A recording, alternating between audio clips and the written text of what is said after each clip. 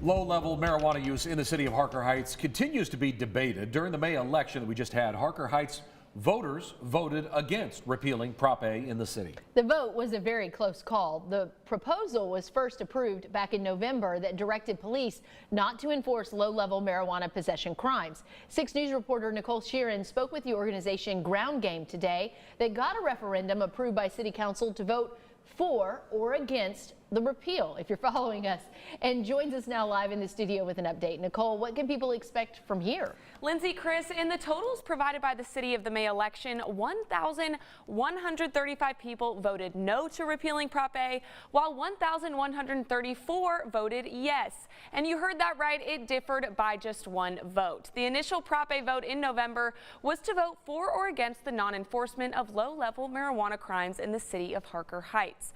Voters were in favor of Prop A with over 60% of the vote, but it was then overturned by City Council. Ground Game Texas then petitioned to overturn the ordinance, which was then put on the May ballot, with the vote to not repeal winning by 1 vote. The founder of Ground Game, Julie Oliver, says that if the city doesn't come up with a decision the second time around, it may be time to elect a new City Council official.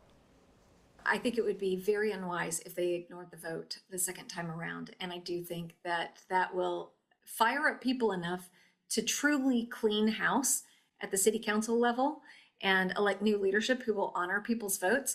And when that happens, that means that they will clean up house when it comes to the city manager and the city attorney as well. With over 60% of the vote the first time and almost 2,300 people speaking out on the proposition the second, it's clear that people feel passionate about this topic.